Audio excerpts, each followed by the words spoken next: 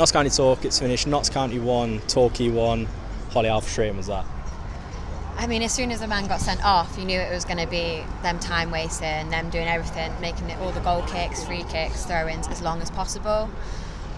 But I didn't expect it to be that frustrating. It's like that's all they practiced pre-season because they weren't fit enough. Torquay weren't fit enough. So it was like that kind of masterclass of just frustrating a team. And it must have been absolutely horrible to play against because you couldn't get any momentum. And as soon as you did get momentum, they were going down for soft fouls that the ref was just giving every time. So at least we didn't lose. That's the only positive I can take from that. Yeah, I feel the same way. I mean, I've got to talk about the goal we conceded. I mean, as a centre-back yourself, how sloppy was that? It's one of them that only them on the pitch will know what's obviously happened, who shouted for it, who didn't shout for it. And if there was no communication there, then they're both at fault. It's kind of a hard one because the ball bounces in a tricky area where it's either the centre-back or goalkeeper's area to claim. You just want one of them in that moment to go, yeah, that's mine, and just make that decisive, even if it's Slocum punching Rawlinson in the head or Rawlinson heading their players, anything, just to get that ball out of that dangerous area right in front of goal. It's not where you want it to bounce. You never want the ball to bounce in the box anyway, but especially not when you've got that kind of player on top of you. The first half then, the football we were playing, I don't know if I'm alone in thinking this, it was a little bit concerning. I thought we looked a little bit edgy on the ball, don't you? I did at times. I thought when we were just kind of trying to play it in the middle, we looked a bit like uneasy and we didn't know what our next decision was going to be. But I think when we kind of countered and was more towards goal, with like Roberts and kind of Rodriguez, they looked a bit more comfortable. I think it's just still got to click. Like I feel like they're all not new to each other still because they have had loads of pre-season games, but in that kind of environment with the fans and the first home game, can't forget that it's the first home game that some of them have played at Meadow Lane. I don't know. I don't want to give them slack because if we lose points early on in the season, then we know it always affects us later on. Like Dover last year, luckily that got taken off us. But you can't have games like that. So every game has to be a must-win. And yeah, it was.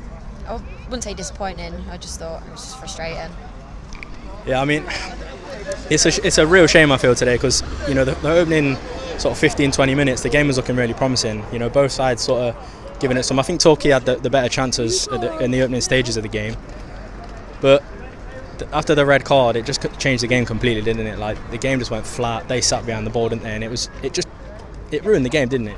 I think the red card unusually really worked in their favour because I think if we had given 11-11 attacking football, they would have had too many players on the pitch to they would have been drawn out of spaces. They would have been pulled wide. They would have been moved all over the place. But with 10, their game plan: sit behind the ball, counter when you can.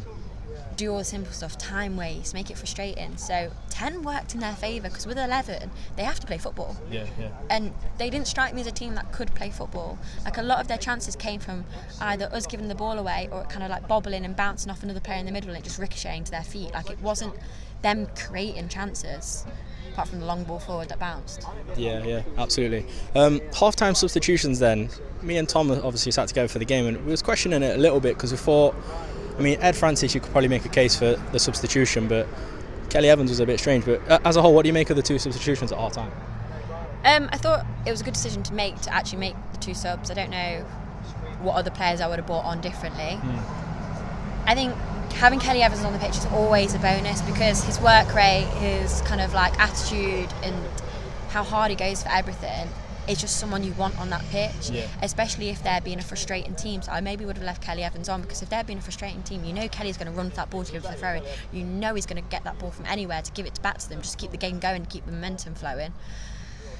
But yeah, I think he wanted to go more attacking. Obviously, bringing Jim on gives you that option because of the runs he's been making recently in recent weeks. So yeah, it was great to see Jim on, to be fair. Yeah. Obviously, you just spoke about him there. I was going to go on to him next. Jim O'Brien, what a difference he makes when he comes on, doesn't he? Yeah, and the frustrating thing as well was being sat in the car, you can see him making those runs and no one's picking him out. And I think that's because we had took Francis off, but you have Jim on for Francis, then there's no one playing those balls to him. But he was making those runs behind the back line, constantly screaming for it, begging for the ball, and it just went missing. Like there was no that creative spark to play it with him. I know we kept the ball well on the outside of the area, but that little kind of momentum of play to then go and chip the ball over, it changes the whole game because they get comfortable defending like that, and if you just throw in a ball they're not expecting, then they have to adapt and reshape. Yeah, absolutely. obviously the goal. I've got to talk about the goal. It was well worked from Chickson, wasn't it? Oh yeah, it was a beautiful cross in. Like, he'd kind of been waiting for that ball in, and he'd been trying it a couple of times, but it was the right height. You could see Wotton, and Wotton's header was just that's the kind of link-up play that we just needed. We needed that earlier ball. We needed it a bit quicker, but yeah, eventually I'm kind of finally glad we got one. Yeah. Final point then. We go on to Wrexham on Monday. Would you change the team much before that game? Obviously, it's only a day, isn't it, in between, so there's got to be a couple of changes in there. But would you like to see any changes from the get-go? I don't know. I think if Taylor's fit, I know they say he was ill. Yeah, he was warming up though, which was strange. So if he is ill, well, I don't know. I'd maybe like to see him start. I think Mitchell looked very good when he came on, and I didn't realise how big he was. Yeah. He's a force that takes a defender away from Wotton to mark, because he's such a physical kind of presence, and he looks fast and he looks kind of like assertive.